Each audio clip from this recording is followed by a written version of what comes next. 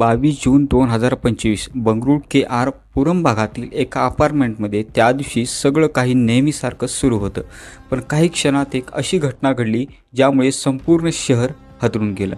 इमारतीच्या पार्किंगमध्ये रक्ताच्या थारोळ्यात पडलेल्या 55 वर्षीय सोमशेखर जीव वाचवण्यासाठी ते सुरक्षारक्षकाकडे धाव घेतात आणि त्या सुरक्षारक्षकाला म्हणतात, कृपया माझ्या पत्नीला, माझ्या मुलीला वाचवा. माझ्या मुलीनेच आणि तिच्या प्रियकराने आमच्यावर जीवघेणा हल्ला केला. हे सोमशेखर यांचे शेवटचे जीवाचा आतंक करून बोलले वाक्य होते.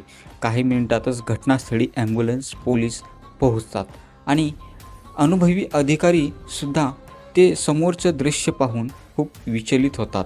त्यांना हा मोठा प्रश्न पडतो, एवढ्या सुशिक्षित मुलीला इथंपर्यंत पोहोचण्याची काय गरज पडली. आपण आज या डॉक्युमेंटरी स्टोरीमध्ये सर्व घटनाक्रम, तपासात समोर आलेले पुरावे, सर्व गोष्टीची माहिती घेणार आहोत. या प्रकरणाची सुरुवात होते 55 वर्षीय सोमशेखर यांच्यापासून.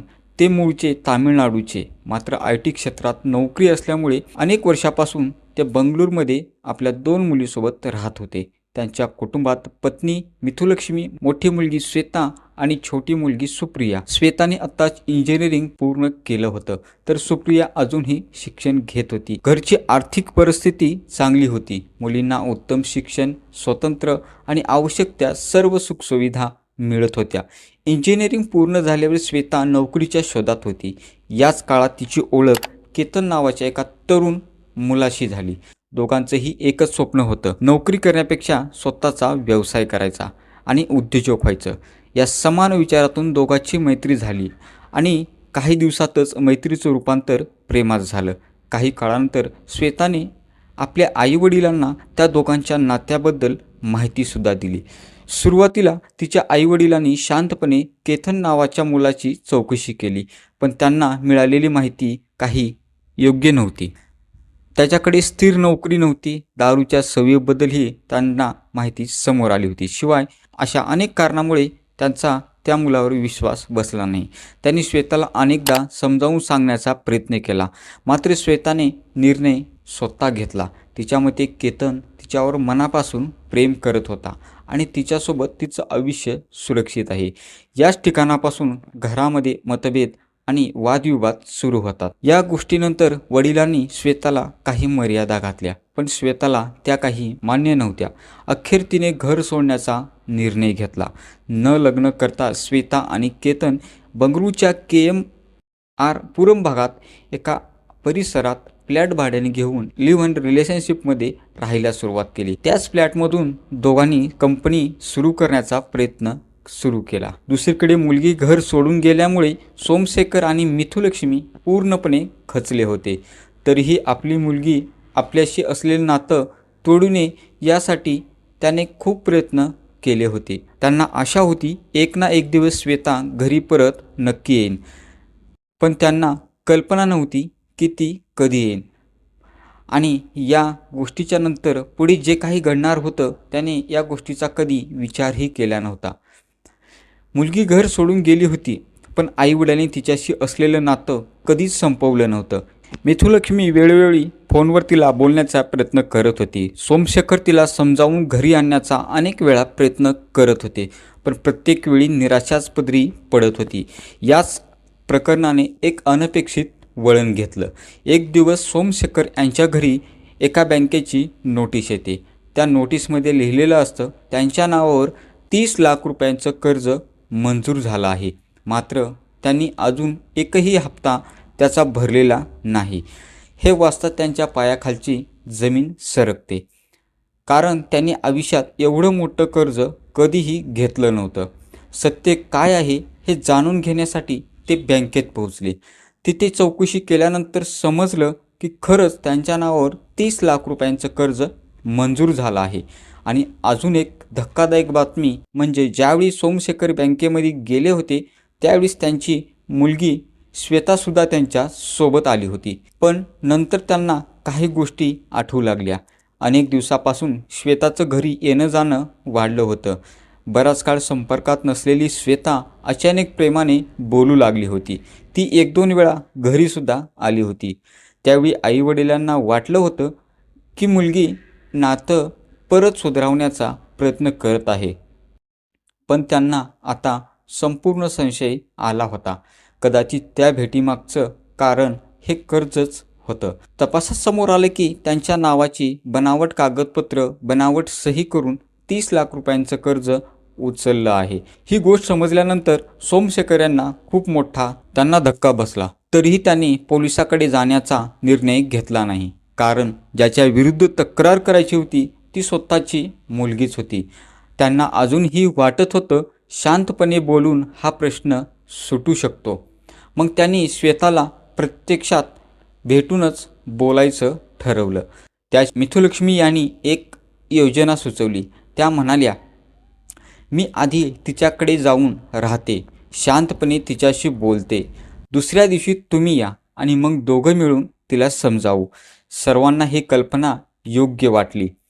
ठरल्याप्रमाणे 21 जून रोजी मिथुलक्ष्मी श्वेताच्या फ्लॅटवर गेल्या आणि त्या श्वेताच्या फ्लॅटवर रात्री केतन श्वेता सोबत राहिल्यासुद्धा.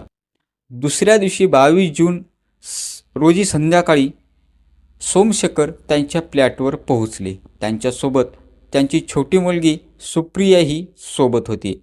त्यांचा उद्देश फक्त एकच होता, 30 लाख रुपयांच्या कर्जाबद्दल आपल्या मुलीला विचारायचं आणि काहीही झालं तरी तिला परत श्वेताला आपल्या घरी घेऊन यायचं. पण त्या फ्लॅटमध्ये पुढच्या काही तासात असं काही घडणार होतं या चौघांनीही कधी विचारही केला नव्हता. संध्याकाळ सरत होती आणि संध्याकाळी साधारण 8च्या सुमारास अपार्टमेंटच्या पार्किंगमध्ये ड्युटीवर असलेल्या सुरक्षा रक्षकाला एक व्यक्ती रक्ताच्या थारोळ्यात पडलेली दिसते. सुरुवातीला त्याला वाटतं कदाचित एखादा व्यक्ती बेशुद्ध पडला असावा. पण तो जवळ गेला आणि त्याच्या अंगावर अक्षरशः काटा आला.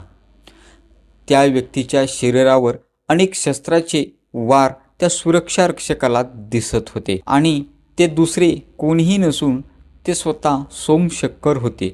अत्यंत गंभीर अवस्थेत त्यांनी सुरक्षा रक्षकाकडे पाहिलं आणि शेवटची ताकद एकवटून ते म्हणाले, कृपया वर माझी पत्नी, माझी मुलगी आहे आणि त्यांना वाचवा. माझ्या मोठ्या मुलीने आमच्यावर हल्ला केला आहे आणि तिच्यासोबत तिचा प्रियकर सुद्धा आहे. हे ऐकता तातडीने रुग्णवाहिका आणि पोलिसांना माहिती देण्यात आली. त्याचवेळी तिथे उपस्थित असलेल्या एका व्यक्तीने सोमशेखर यांचं शेवटचं जे काही बोललेलं वाक्य होतं त्यांनी मोबाईलमध्ये रेकॉर्ड केलं आणि पुढे तपासात हेच अंतिम पुरावा ठरला. दरम्यान पोलीस त्या फ्लॅटमध्ये पोहोचले, पण आतून दरवाजा बंद होता. दरवाजा बाहेर आणि जिन्यात सर्वत्र रक्ताचे ठसे दिसत होते. त्यावरून एक गोष्ट स्पष्ट होती, हल्ला फ्लॅटच्या आत झाला आहे. अत्यंत गंभीर अवस्थेत सोमशेखर स्वतः जिना उतरून पार्किंगमध्ये आले होते. अखेर पोलिसांनी दरवाजा तोडला आणि आज जे दृश्य पाहिलं ते पाहून अनुभवी अधिकारीसुद्धा चक्रावून गेले. मिथुलक्ष्मी आणि सुप्रिया यांचा मृत्यू झाला होता. बारकाईने सर्व काही तपास पूर्ण केला. फ्लॅटमधून मोबाईल, संगणक जप्त करण्यात आलं आणि तपासात पुढे आणखीन काही गोष्टीचा धागेदोरे सापडत आहेत. पण श्वेता आणि तिचा प्रियकर केनेत नावाचा हे दोघेजणही तिथून हल्ला करून पळ काढला होता. पण 24 तासामध्येच पोलिसांनी दोघांनाही अटक केली आहे आणि या पुढील गोष्टीचा तपास आता स्वतः पोलीस करत आहेत. एका मुलीने आपल्या आईवडिलांवर 4 दिवसाच्या प्रेमासाठी एवढा भीषण आणि हल्ला केला याबद्दल सर्वत्र हळहळ व्यक्त होते. ज्या आपल्या स्वतःच्या बहिणीसोबत लहानपणापासून खेळली त्याच बहिणीवर तिने स्वतः जीव घेणा हल्ला केला. यामुळे नात्याला काळिंबा फासणारी घटना घडली आहे. तर मित्रांनो, तुम्हाला आजची डॉक्युमेंटरी स्टोरी कशी वाटली कमेंटमध्ये नक्की कळवा आणि या व्हिडिओबद्दल तुम्हाला काय वाटतं कमेंटमध्ये नक्की सांगा. व्हिडिओ आवडला तर लाईक करा, शेअर करा आणि चॅनलला सबस्क्राईब करायला अजिबात विसरू नका. तर चला भेटूयात अशाच एखाद्या नवीन डॉक्युमेंटरी क्राईम स्टोरीमध्ये. तोपर्यंत धन्यवाद.